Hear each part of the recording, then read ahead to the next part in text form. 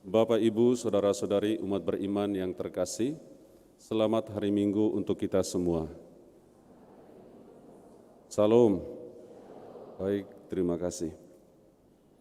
Hari ini bersama Gereja Semesta, kita merayakan Hari Raya Allah Tritunggal Maha Kudus.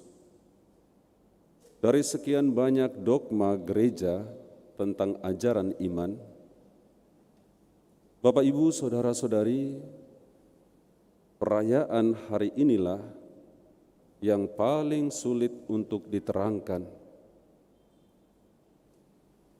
Tentang tema Tritunggal Maha Kudus, banyak orang menemukan kesusahan untuk memahaminya dan juga mengerti apa yang dimaksud dengan perayaan hari ini.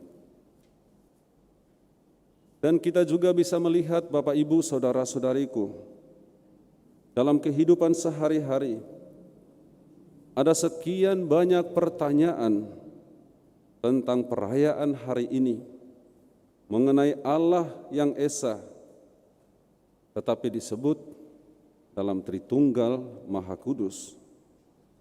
Dan seringkali juga ajaran iman mengenai Allah Tritunggal Maha Kudus menjadi kesempatan bagi orang-orang lain untuk menyerang gereja. Kalian percaya kepada Allah yang banyak, tiga Allah.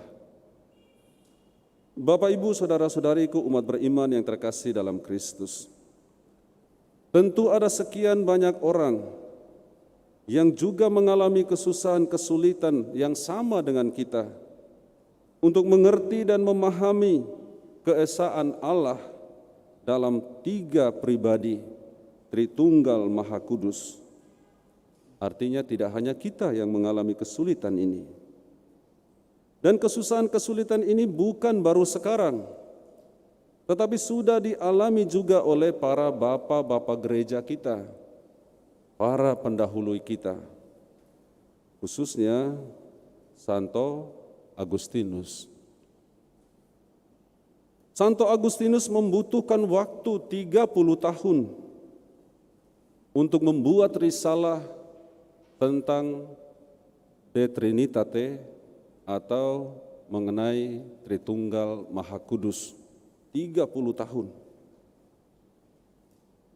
Ketika ia mengalami kesusahan dan kesulitan untuk membuat risalah ini, Santo Agustinus berjalan-jalan di pinggir pantai. Lalu saat itu ia bertemu dan ia melihat seorang anak yang berlari-lari sambil memegang kerang di tangan, mengambil air dari laut, lalu memasukkannya ke sebuah lubang yang dibuatnya di pantai. Lalu saat Santo Agustinus melihat ini, Bapak, Ibu, Saudara-saudari, dia bertanya kepada si anak kecil ini, "Nak, apa yang kau lakukan?" Lalu si anak mengatakan, "Saya mau memindahkan air laut itu ke lubang yang saya buat ini." Lalu Agustinus berkata, "Bagaimana mungkin itu bisa terjadi? Lubang yang begini kecil yang kamu buat ini, untuk kamu tempatkan air laut yang begitu besar, luas. Itu tidak mungkin, Nak." Lalu si anak ini menjawab, "Seperti itu jugalah yang sedang engkau lakukan saat ini, yang engkau pikirkan saat ini. Bagaimana mungkin kamu memasukkan Allah yang begitu besar, Allah yang begitu besar dan agung, ke dalam pikiranmu yang begitu sempit?" Bapak, Ibu, Saudara-saudari umat beriman yang terkasih dalam Kristus, apa yang dialami oleh Santo Agustinus ini juga dialami oleh kita umat beriman, manusia pada umumnya sampai saat ini. Orang berusaha untuk memikirkan tentang Allah, untuk memahami Allah itu seperti apa dan bagaimana. Dan orang seringkali menghabiskan tenaga, energi, waktu untuk ini, tetapi selalu berakhir sia-sia. Artinya tidak pernah lengkap, tidak pernah selesai ketika kita berbicara tentang topik yang kita rayakan hari ini, Allah Tritunggal Maha Kudus. Bapak, Ibu, saudara-saudari umat beriman yang terkasih dalam Kristus, akhirnya kita sampai pada titik tertentu, pada batas tertentu, di sana yang harus kita lakukan tidak lagi memikirkan tentang Allah, tetapi menerima dan mengimani Allah. Pemahaman dan pemikiran tentang Allah itu hanyalah alat bantu, sarana untuk menghantar orang pada iman, kepercayaan akan Allah.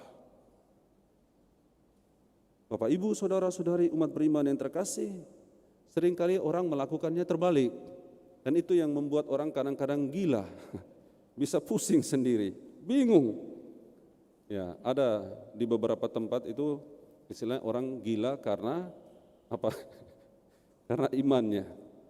Ya. Bapak, Ibu, saudara-saudariku umat beriman yang terkasih, kepada kita tidak lagi cukup hanya untuk memikirkan dan memahami Allah, tentang Allah itu bagaimana, seperti apa, begitu. Tidak. Kita harus sampai pada tahap berikutan yang sudah dilalui oleh Santo Agustinus sendiri. Setelah ia menyadari keterbatasan kemanusiaannya, khususnya pikirannya, keterbatasan otaknya, kita harus sampai kepada titik seperti yang dicapai oleh Santo Agustinus.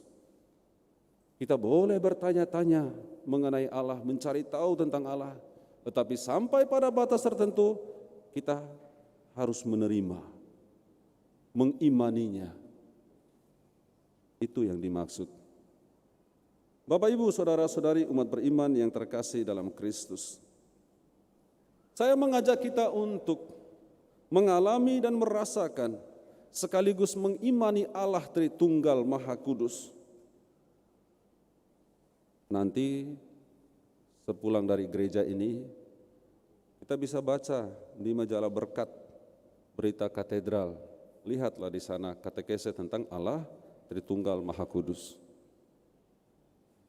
Saya mengajak kita tidak hanya sekedar untuk memahami dan mengerti, sebatas akal pemikiran manusia yang sangat terbatas ini. Kita harus melampauinya dengan cara beriman dan percaya, menyelami dan mengalami Allah. Allah yang Esa, Ia mewujud dalam 3 pribadi. Allah mewujud dalam 3 pribadi yang disebut Bapa, Putra, dan Roh Kudus. Allah yang Esa mewujud sebagai Bapa, Ia menjadikan dan menciptakan segala sesuatu yang ada, dan itu diterangkan, disebutkan dalam kitab Ulangan dalam bacaan pertama hari ini.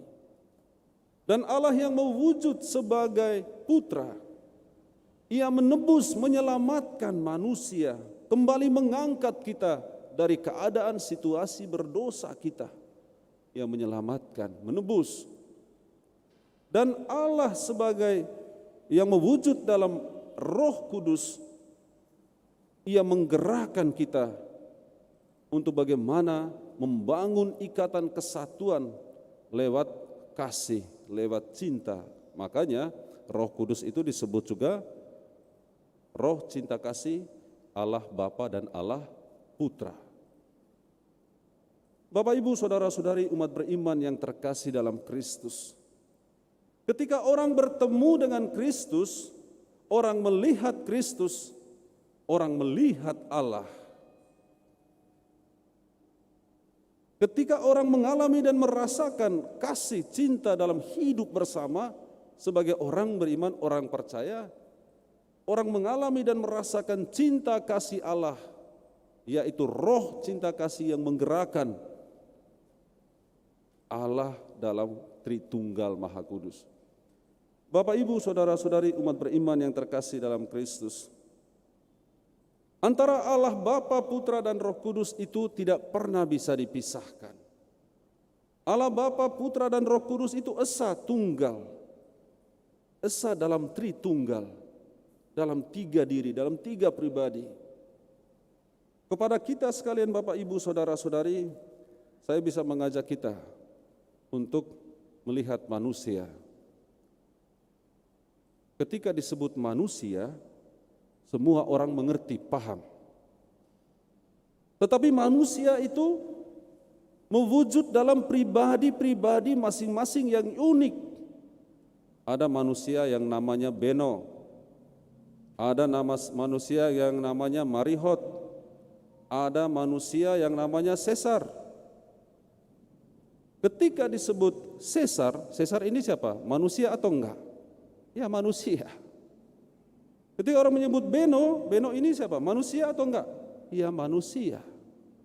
Ketika orang menyebut Marihot, Marihot ini manusia atau enggak? Ya, manusia.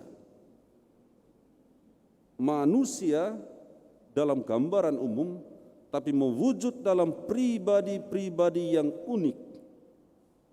Ketika orang menyebut Kristus, ya Allah, tapi yang mewujud dalam pribadi Putra. Ketika Roh Kudus, ya Allah, yang mewujud dalam roh penyemangat, cinta kasih. Lalu ketika orang menyebut Bapa, ya Allah, yang kerjanya menciptakan dan menjadikan segala sesuatu. Bapak, Ibu, saudara-saudari umat beriman yang terkasih dalam Kristus, apa kira-kira maksud dari perayaan hari ini untuk kita? Perayaan ini itu baru ditetapkan pada tahun 1911 oleh Paus Pius yang ke-11. Perayaan Tritunggal Maha Kudus, yaitu satu minggu setelah perayaan Pentakosta. Nanti minggu depan kita merayakan Hari Raya Tubuh dan Darah Kristus. Bapak, Ibu, saudara-saudari umat beriman yang terkasih dalam Kristus, apa kira-kira pesan perayaan hari ini untuk kita? Pesannya adalah supaya sebagaimana Allah yang esa mewujud dalam tiga pribadi, tetapi satu, seperti itu jugalah kita, umat beriman, putra-putri Allah, yang mendapatkan martabat anak-anak Allah melalui rahmat sakramen baptis. Dalam bacaan kedua dikatakan, kitalah ahli waris oleh Rasul Paulus pada jemaat di Roma. Kita ahli waris, kita orang-orang beriman ahli waris, kitalah anak-anak Allah. Hendaklah kita seperti Allah Tritunggal, bersatu tak terpisahkan. Apa kira-kira yang bisa menyatukan kita? Yaitu roh yang telah dicurahkan kepada kita, roh Allah, roh cinta kasih Allah Bapa dan Allah Putra. Jadi mari kita bangun kesatuan dengan saling mengasihi, mencintai satu dengan yang lain. Dan semoga gereja Katolik yang karakternya adalah satu, kudus, katolik, apostolik, itu tetap bisa kita pertahankan sampai akhir zaman. Dan semuanya itu hanya bisa kita lakukan dengan hidup saling mengasihi satu dengan yang lain, digerakkan oleh roh Allah, Bapa dan Putra, yaitu roh cinta kasih. Amin.